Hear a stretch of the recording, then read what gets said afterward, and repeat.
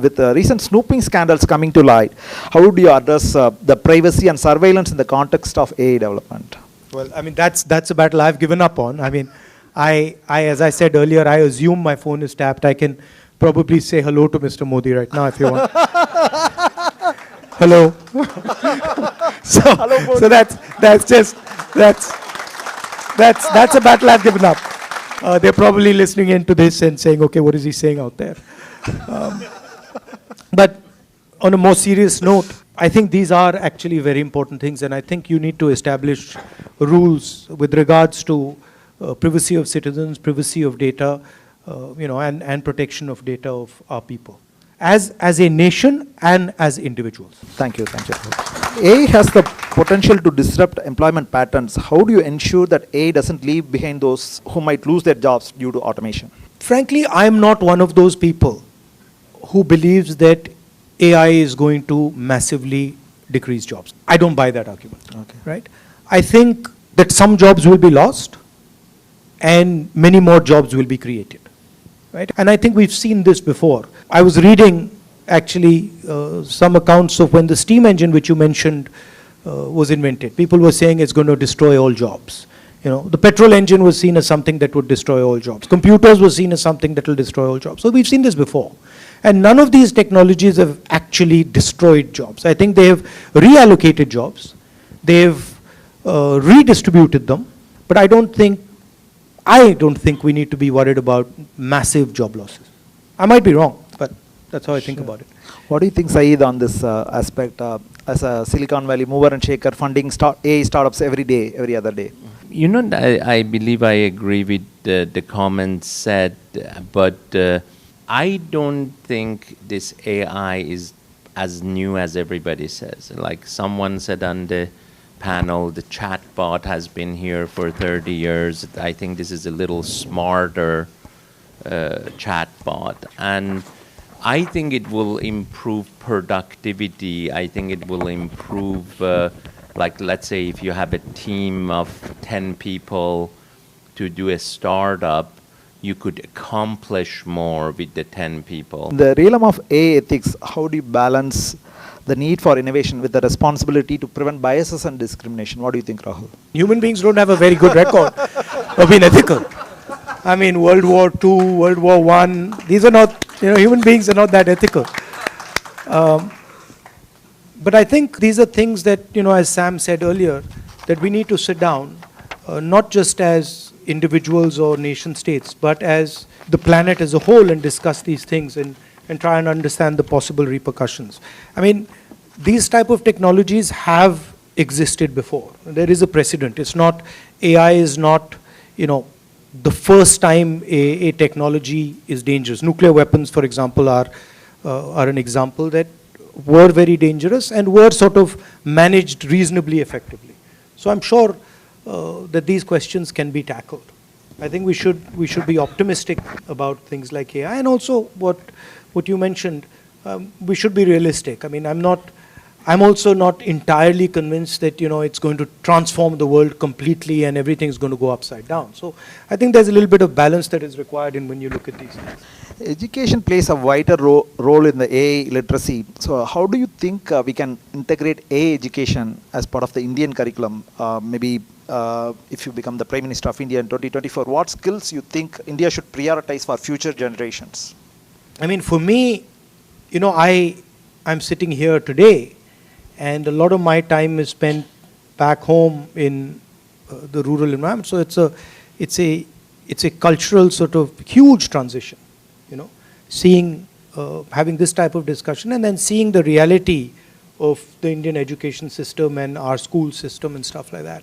I think on the higher education side, on the engineering side and the technical side, our education system is reasonable. It's good. And it's competitive with any other, top economy of the world. I think where a lot of work needs to be done is the sort of primary education, the secondary education, education for poorer people, weaker sections of society. I think that's where a lot of focus needs to be put. And then also I feel that India needs to think about production and manufacturing and the type of skills that go into production and manufacturing, which frankly we haven't paid as much attention as we should, and I think is almost as critical as the services. Maybe before moving to the last question, I want to ask one question to both of you. In the global artificial intelligence race, how would you position India as a leader while ensuring ethical and responsible development? Maybe Saeed. I think you mentioned it quite frankly. Technology can be very positive, and if you use it the wrong way, it can be very negative. Like cloning, you could say it has been controlled pretty well. And, gene technology the same way.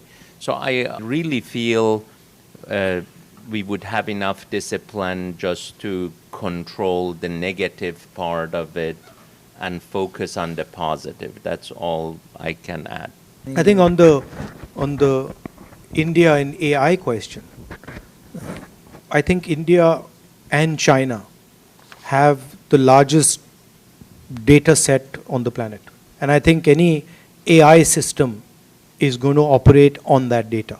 We have a huge resource. We have to understand what that resource is, and we have to make sure that we benefit from that resource. It's also very easy to dissipate that resource. So we have to think carefully about data, how we are going to utilize that data, who that data belongs to in terms of individuals, state, etc. So we have to do a lot of thinking along those lines.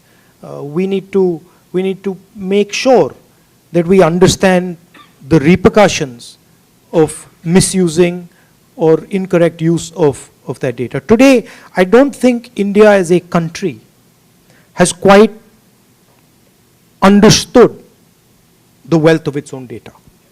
We don't really understand it, right?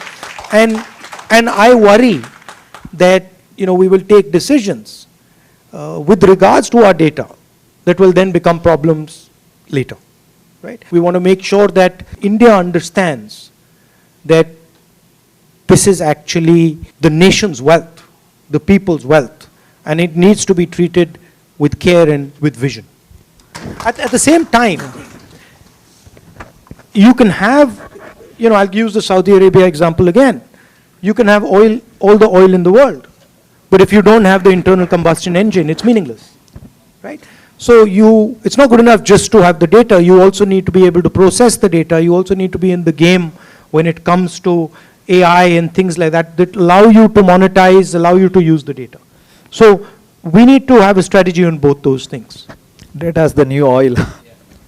So I think, so the last but not least, the very important one, the saying hello to Modi part. So the Pegasus snooping saga. Hi Modi. The Pegasus snooping saga. You're laughing, but it's true. Huh? I mean, I'm not joking. So you had Pegasus on your phone. Pegasus snooping saga allegedly involving the BJP government. What are your thoughts about it? Certainly, when such invasive surveillance tactics undermine the democratic fabric of any nation, so what measures should be taken to protect the privacy of Indian citizens, or any country should take? I think once a new dispensation comes to power in India, this is something that we will have to actually regulate very carefully, because right now it's completely open season. Anybody can do, they can do whatever they want with people's data, with tapping phones and stuff. And I think we'll need to study this and create some clear rules whereby the rights of people's information, rights of people's privacy is maintained and protected. Thank you, Rahul. And in fact, as a summary, I want to tell Rahul's vision. With Rahul's vision, in the recent Karnataka government manifesto, they have included 1,000 crore fund for entrepreneurship, for particularly to help people of scheduled caste and tribe. So which is a great thing. So I think yesterday, even talking to Rahul, he mentioned about how we can promote innovation and entrepreneurship, not at the communities of not having so great privileges.